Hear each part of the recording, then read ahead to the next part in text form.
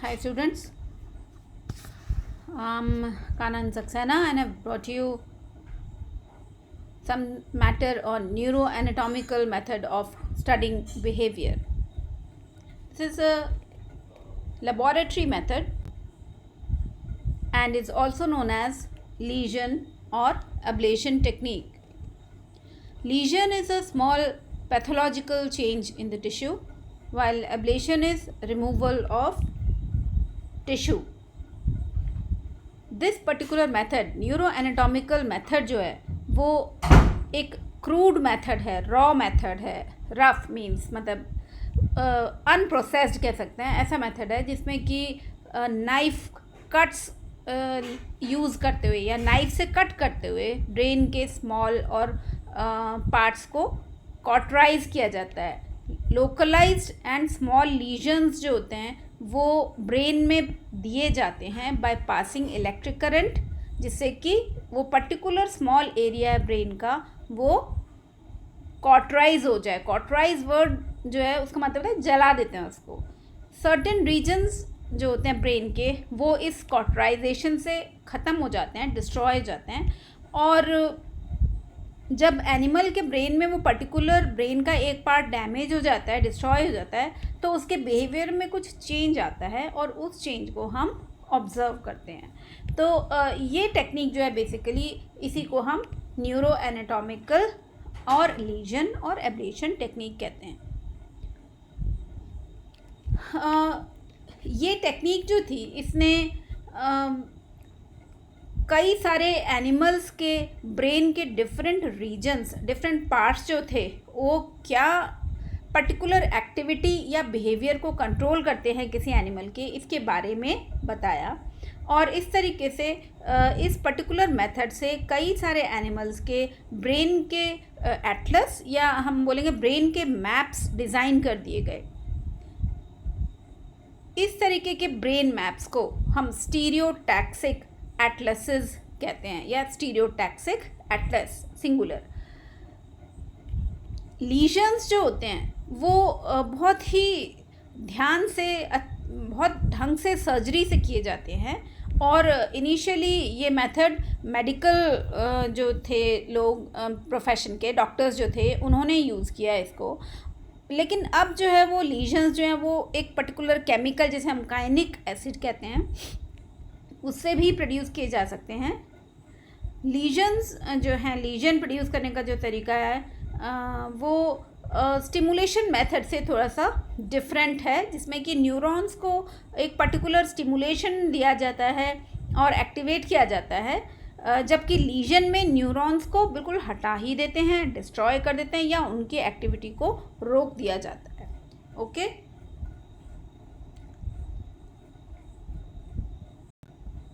Next slide पे आते हैं.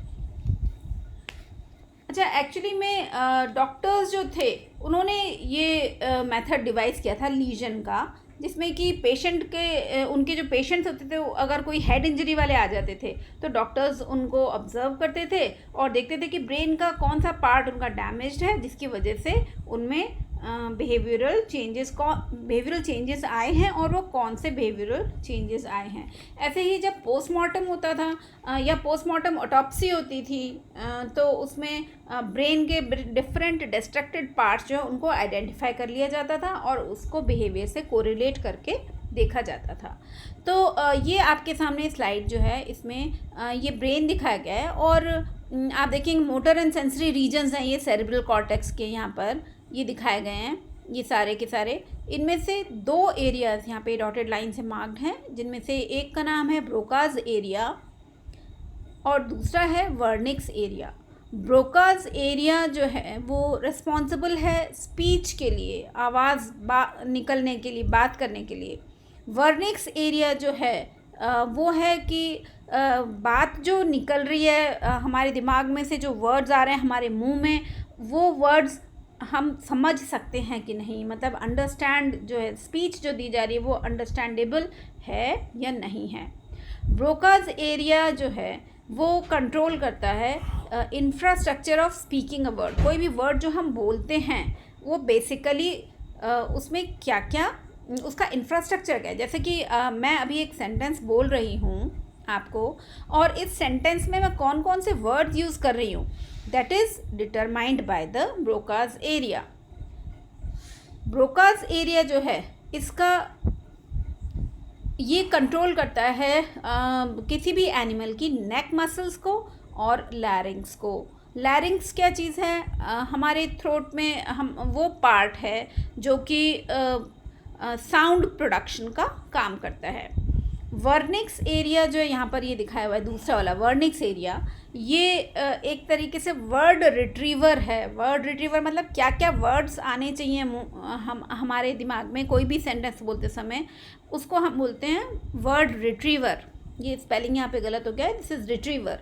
तो वर्ड रिट्रीवर है, या एक तरीके से डिक्शनरी की तरह काम करता है।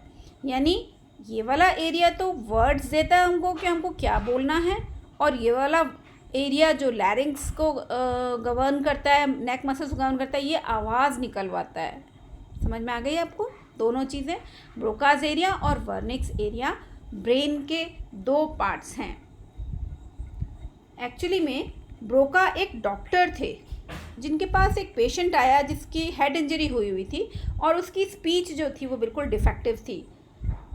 तो उन्होंने इस पर्टिकुलर पेशेंट पर और ऐसे ही इसी टाइप के डिफरेंट पेशेंट्स पर स्टडी किया, और कुछ साल बाद ये इन्होंने कंक्लूजन निकाला कि ब्रेन के अंदर एक पर्टिकुलर ब्रेन का जो कॉर्टेक्स है, कॉर्टेक्स और मेडुला दो पार्ट्स होते हैं ब्रेन के, तो जो कॉर्टेक्स पार्ट है उसके अंदर एक पर्टिकुलर एरिया होता है which is responsible for speech.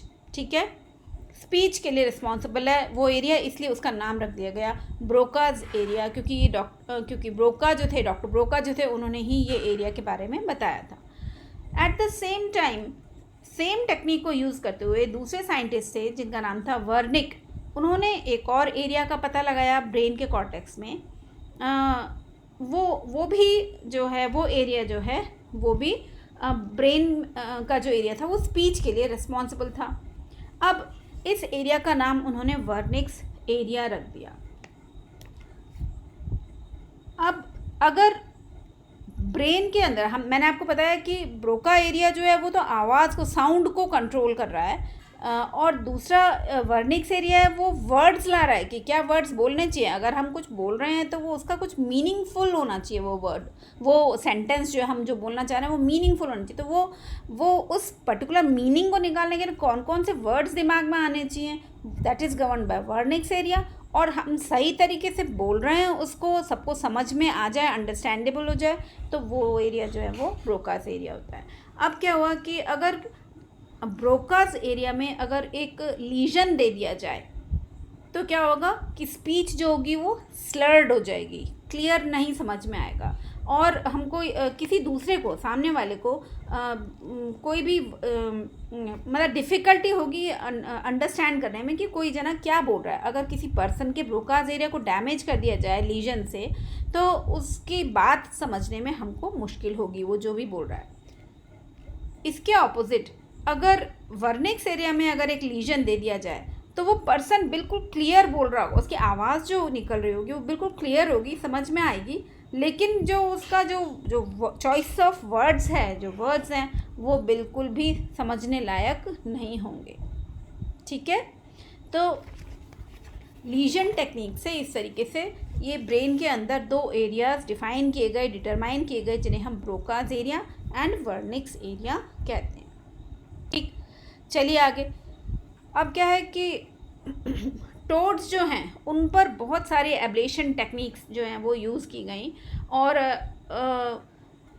Toad के ब्रेन में ऐसे कई सारे एरियाज पता किए गए एक्सपेरिमेंटल फाइंडिंग्स, मतलब बार बार एक्सपेरिमेंट करके ऐसी चीज़ें पता करेंगे, ऐसे एरियाज पता करे गए जो कि एक तो प्रे कैचिंग के लिए ट्रिगर की तरह काम करते हैं। मतलब कैसे कोई भी टोड एकदम से प्रे कैचिंग के लिए अपनी टंग बाहर निकालता है, तो वो ट्रिगर या वो स्टिमुलस उसे कैसे मिलता है, तो that is governed by that triggering of prey catching जो है वो टोड के ब्रेन में गवर्न होती है एक पर्टिकुलर एरिया से, जिसे हम बोलते हैं ऑप्टिक टेक्टम। ओके, और दूसरा है अगर टोड जो है वो किसी चीज़ को अवॉइड करने की कोशिश कर रहा है, अगर किसी चीज़ को अवॉइड कर रहा है या अवॉइडेंस बिहेवियर दिखा रहा है, तो वो भी एब्लेशन मेथड से पता लगाया गया और उस रीजन का नाम रखा गया टीपी रीजन। ओके, यानी एक एरिया तो है जो ट्रिगरिंग ऑफ प्रे कैचिंग करता है, that is known as optic tectum, और दूसरा एरिया है जिसे हम टीपी रीजन कहते हैं, वो अवॉइडेंस बिहेवियर के लिए रिस्पॉन्सिबल होता है टोड में। ओके, तो अब देखिए, ये एक्चुअली में इथोलॉजी जो है वो एक्सपेरिमेंटल बेस्ड है, उसी से हम अपने इन्फ्रेंसेस निकाल सकते हैं, कंक्लूजन निकालते हैं कि किसी एनिमल के बिहेवियर में क्या चेंजेस हैं, क्यों हैं वो चेंजेस। तो अब यहाँ पर एक रीसस मंकी दिखाया गया है। रीसस मंकी को एक पर्टिकुलर एक्सपेरिमेंट उस पर किया गया। तो ये न्यूरो एनाटॉमिकल टेक्निक को काम में लेते हुए रीसस मंकी को कई सारे ऑब्जेक्ट्स दिखाए गए अलग अलग शेप के। ये आपके सामने ये 4 शेप्स बनाई हुई हैं, ये pentagon, triangle, square and circle. तो ऐसे 4 शेप्स दी गई उसको, और उसको इन शेप्स में से चूज़ करने का ऑप्शन दिया गया, और ये डिसाइड कर लिया गया कि एक्सपेरिमेंट में कि जब भी एनिमल फॉर एग्जांपल एक ट्रायंगल शेप उठाएगा, ट्रायंगल ब्लॉक उठाएगा, तो उसको एज अ रिवॉर्ड एक बनाना दे दिया जाएगा। तो ये एक्सपेरिमेंट जो था वो बार बार परफॉर्म करा, और ये थोड़े टाइम में पता चल गया कि मंकी जो था वो ट्रायंगुलर उठाने लग गया था, ही कुड लर्न इट, ठीक है ना। लेकिन क्या किया गया उसके बाद, मंकी जो था उसके ब्रेन का विजुअल कॉर्टेक्स मतलब ब्रेन का वो पार्ट जो देखने के लिए रिस्पॉन्सिबल, विजुअल कॉर्टेक्स जो है वो रिमूव कर दिया गया, हटा दिया गया। तो फिर देखा गया कि मंकी जो है वो फिर इस पर्टिकुलर शेप को, ट्रायंगल शेप को नहीं उठाता था, क्योंकि अब उसका विजुअल कॉर्टेक्स ब्रेन का रिमूव करने से जो कि शेप्स की लर्निंग के लिए रिस्पॉन्सिबल था, विजुअल कॉर्टेक्स, वो पार्ट डैमेज कर दिया। तो मंकी इस पर्टिकुलर शेप को, ट्रायंगल शेप को जो कि रिवॉर्ड देती थी, उसमें वो उसको डिस्क्रिमिनेट करने का मंकी को आइडिया नहीं रहा। क्यों? क्योंकि उसका विजुअल कॉर्टेक्स डैमेज किया गया था थ्रू एक्सपेरिमेंट, है ना, थ्रू लीजन और एब्लेशन टेक्निक। Next slide. तो जो ब्रेन है उसके अंदर कुछ इम्पॉर्टेंट ऐसे पार्ट्स होते हैं। ब्रेन का जो स्ट्रक्चर है वो इस तरीके का है कि वो उसके कुछ पार्ट्स जो हैं, जैसे कि एमिगडाला है, मीडियल हाइपोथैलेमस है और पेरी एक्विडक्टल ग्रे है, ये मिड ब्रेन के पार्ट हैं। और ये कैट्स के अंदर एक्सपेरिमेंट करके पता लगाया गया कि ये तीनों जो पार्ट्स हैं ये कैट के एग्रेशन को या एग्रेसिव बिहेवियर को कंट्रोल करते हैं, ठीक है ना, और साथ ही साथ डिफेंस को भी कंट्रोल करते हैं। लैशले नाम के एक पर्सन थे जिन्होंने कि ये एक्सपेरिमेंट किया एब्लेशन टेक्निक से, और इन्होंने न्यूरल मैकेनिज़्म जो थी लर्निंग की, सीखने की जो न्यूरल मैकेनिज़्म है उसको समझने में मदद करी इनके एक्सपेरिमेंट्स में। लैशले जो थे इन्होंने एब्लेशन टेक्निक को काम में लिया, और इन्होंने कई जो एक्सपेरिमेंट्स जो डिज़ाइन करे इसके लिए वो ऐसे थे जैसे मेज़ लर्निंग है। मेज़ का मतलब होता है जैसे भूल भुलैया जिसे कहते हैं ना, उसको हम मेज़ बोलते हैं। तो मेज़ लर्निंग थी एनिमल्स में, कैसे होती है मेज़ लर्निंग, ऑब्जेक्ट डिस्क्रिमिनेशन कैसे होता है, अवॉइडेंस कैसे होती है, अवॉइडेंस लर्निंग, और किसी पर्टिकुलर डिवाइस अगर कोई बनाई गई हो उसमें लीवर को प्रेस करना जो है वो भी एनिमल सीखते हैं या नहीं सीखते हैं। ये सब एक्सपेरिमेंट्स इन्होंने डिवाइस किए थे लैशले ने। तो लैशले ने एक पर्टिकुलर एक्सपेरिमेंट परफॉर्म किया रैट्स के ऊपर, और उसमें उन्होंने रैट्स को एक मेज़ में, एक भूल भुलैया सिखा दी उनको, बार बार रैट्स को उस भूल भुलैया में से पास किया, एंटर कराया, और दूसरे एंड पर वो निकल जाते थे उस भूल भुलैया के या मेज़ के जिसे हम बोल रहे हैं, और उसको उन्होंने रैट्स ने उसको सीख लिया। अब लैशले ने क्या किया कि एक्सपेरिमेंटली धीरे धीरे ब्रेन का एक पर्टिकुलर पार्ट को वो लीजन टेक्निक से थोड़ा थोड़ा सा रिमूव करते गए या डिस्ट्रॉय करते गए, और उन्होंने देखा कि जैसे जैसे छोटा छोटा पार्ट ब्रेन का वो रिमूव करते जा रहे थे, उसी प्रपोर्शन में जो रैट्स की जो लर्निंग थी, मेज लर्निंग थी, वो उतनी ही कम होती जा रही थी प्रोपोर्शनेटली। ठीक है ना, जितना ब्रेन रिमूव हुआ उतनी ही जो लर्निंग थी वो कम होती गई। तो फिर लैशले को ये समझ में आया कि ये लर्निंग जो है वो प्रोपोर्शनेट है किसके, अमाउंट ऑफ कॉर्टेक्स रिमूव्ड। जितना कॉर्टेक्स रिमूव किया गया उतना ही लर्निंग, रैट्स की मेज लर्निंग जो थी वो कम होती गई। इसको उन्होंने लॉ ऑफ इक्विपोटेंशियलिटी का नाम दिया। इसका क्या मतलब होता है लॉ ऑफ इक्विपोटेंशियलिटी का, कि जितने भी मतलब अधिकतर जितने भी टास्क या काम जो सीखे जाते हैं एनिमल के द्वारा, वो पूरे ब्रेन में इक्वली डिस्ट्रीब्यूटेड होते हैं, और उनकी जो लर्निंग होती है that is stored by the cortex. इसलिए कॉर्टेक्स का अगर छोटा छोटा पार्ट रिमूव करते जाएंगे तो उतना ही लर्निंग कम होती चली जाएगी। This was all about Lashley's experiments. अब आ जाए डिफरेंट न्यूक्लियाई। एक ब्रेन के अंदर हाइपोथैलेमस नाम का एक पार्ट होता है, उसमें डिफरेंट न्यूक्लियाई होते हैं। तो ये डिफरेंट न्यूक्लियाई जो होते हैं हाइपोथैलेमस के, ये अलग अलग ब्रेन के अलग अलग एक्टिविटीज़ जो होती हैं उनको कंट्रोल करने का काम करते हैं। जैसे कि ड्रिंकिंग है, फीडिंग है, मेटिंग, एग्रेशन, पेरेंटल बिहेवियर, ये सारी की सारी एक्टिविटीज़ को ये डिफरेंट न्यूक्लियाई जो होते हैं हाइपोथैलेमस के, ये गवर्न करते हैं। और इन पर एक्सपेरिमेंट्स परफॉर्म किए गए न्यूरो एनाटॉमिकल टेक्निक से। तो अब आप देखिए कि अगर ब्रेन के अंदर लीजन दिया गया, लीजन इन हाइपोथैलेमस, अगर हाइपोथैलेमस में कोई लीजन दिया गया तो वो इन 4 कंडीशंस में लीड कर सकता है, जिन्हें हम dipsia, hyperdipsia, aphagia and hyperphagia. Dipsia word relates to thirst. अगर किसी को प्यास नहीं लग रही है एनिमल को, अगर उसके हाइपोथैलेमस में हमने कोई लीजन दिया तो उसको या तो ऐसा हो सकता है कि प्यास न लगे या बहुत ज़्यादा प्यास लगे, या एफेजिया हो जाए मीन्स भूख न लगे बिल्कुल, या फिर हाइपरफेजिया मतलब बहुत कुछ, मतलब बार बार खाने की इच्छा हो, उसको हम हाइपरफेजिया कहते हैं। अधिकतर एनिमल्स में अगर लीजन, अगर वेंट्रोमीडियल हाइपोथैलेमस में अगर लीजन दिया गया है तो उससे भूख इतनी बढ़ जाती है एनिमल्स की कि वो अपने आप को भी खा सकते हैं, भले ही मर जाएं वो, लेकिन वो स्वयं को भी खा सकते हैं।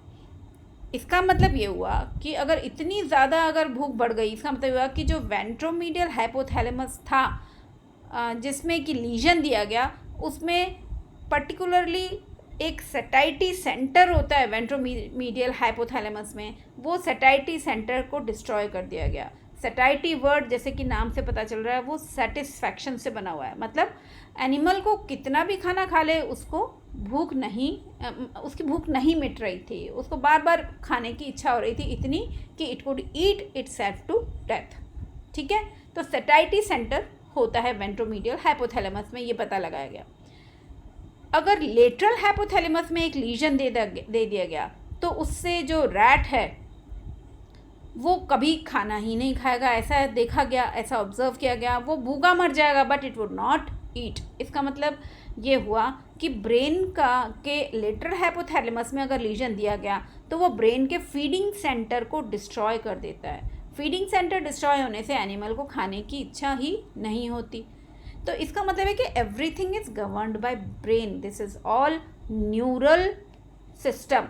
ठीक है ना, न्यूरली गवर्न, न मतलब ये सारा जो है बिहेवियर जो है that is governed by the brain. तो this technique also contributed in locating sensory और मोटर रीजन्स जो थे ब्रेन के, उनका भी पता लगाने में काम आई ये टेक्निक। अगर पैराइटल लोब जो है ब्रेन का, उसमें से कोई टिश्यू रिमूव करा गया तो वो सेंसरी एक्टिविटीज़ पर असर डालेगा किसी भी एनिमल के। अगर किसी एनिमल के ब्रेन में फ्रंटल लोब्स में से टिश्यू को रिमूव किया गया तो इट कैन कॉज पैरालिसिस या फिर मसल्स की इनएक्टिविटी में रिजल्ट करता है। तो ये 2 रीजन्स जो हैं they were identified as sensory and motor cortex respectively. ये आपके सामने डायग्राम है जो हाइपोथैलेमस का है, न्यूक्लियाई ऑफ हाइपोथैलेमस डिफरेंट दिखा रहा है। ये देखिए वेंट्रोमीडियल न्यूक्लियस है ये, यहाँ पे ये लेटरल प्रीऑप्टिक न्यूक्लियस है, medial preoptic nucleus, anterior hypothalamic nucleus, जिनके बारे में अभी हमने सब बात करी है। तो ये सब ब्रेन के हाइपोथैलेमस के डिफरेंट न्यूक्लियाई है। अब अगर एमिगडाला नाम का जो पार्ट है ब्रेन में, अगर उसमें बायलेटरल एब्लेशन, बायलेटरल मीन्स दोनों साइड पर, अगर दोनों साइड पर उसके एब्लेशन दे दिया जाए या लीजन दे दिया जाए, तो वो मेल क्या, ऐसा देखा गया एक्सपेरिमेंटली कि मेल कैट के सेक्सुअल बिहेवियर को बहुत ज़्यादा बढ़ा देता है, इतना बढ़ा देता है इस एक्सटेंट तक कि वो उसके लिए जो इनअप्रोप्रिएट मेट्स हैं, मतलब उसकी स्पीशीज़ के ही नहीं हैं, जैसे डॉग्स एंड मंकीज़, उनको भी माउंट करके कॉपुलेट करने की कोशिश करता है। ये हाइपर सेक्सुअलिटी जो है वो अगर ब्रेन के वेंट्रोमीडियल न्यूक्लियाई में अगर लीजन दे दिया जाए, हाइपोथैलेमस जो होता है उसका वेंट्रोमीडियल न्यूक्लियाई में अगर लीजन दिया जाए, तो ये हाइपर सेक्सुअलिटी कैट्स में वो रिड्यूस की जा सकती है। ठीक है। अब क्योंकि न्यूरो एनाटॉमिकल मेथड एक बड़ा ही क्रूड मेथड था, unprocessed very raw type of method, इस तरीके का मेथड था जिसमें कि भले नाइफ से कट दे के हम रिमूव कर रहे हैं, तो ये क्रूड मेथड था। तो इसकी जगह और फाइनर मेथड्स, रिफाइंड मेथड्स डिवाइस किए गए, जिससे कि ब्रेन के स्मॉल पोर्शंस को निकाला जाए और फिर उनके इफ़ेक्ट बिहेवियर पर स्टडी किया जा सके। तो उसके बाद क्या किया जाने लगा कि लीजन्स जो देते थे वो एस्पिरेशन मेथड से देते थे, ये एस्पिरेशन टेक्निक से। एस्पिरेशन क्या होता है कि किसको कहते हैं एस्पिरेशन? देखिए कि एक लेज़र बीम, एक मशीन होती है, उसमें से लेज़र बीम निकलती है जिससे कि डिफरेंट फ्रिक्वेंसी की लाइट निकलती है, और वो बहुत ही इंटेंस होती है वो लाइट, और बिल्कुल कॉन्सेंट्रेटेड बीम निकलती है लाइट की। तो वो क्या करती है कि ब्रेन के एक पर्टिकुलर पार्ट को एक्सेसिव हीट देकर या पावर देकर उसको उस ब्रेन के उस पर्टिकुलर पार्ट को वो डैमेज कर देती है।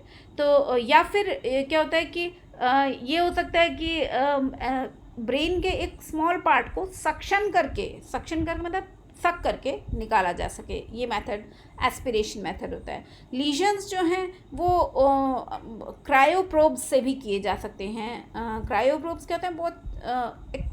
बहुत ही लो डिग्री के टेम्परेचर पे प्रोब, मतलब नीडल लाइक थिंग होती है, उसको ब्रेन के एक पर्टिकुलर पार्ट में, जिस पार्ट पे को हमको एब्लेशन देना है, सॉरी लीजन देना है, उस पार्ट के लिए हम उसमें क्रायोप्रोब डाल देंगे तो ब्रेन का वो पार्ट डैमेज हो जाएगा।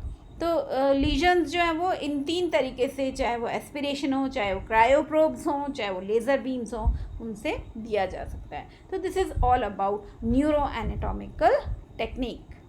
ठीक है। Next we will continue with neurophysiological technique. So enjoy learning till then. Bye bye.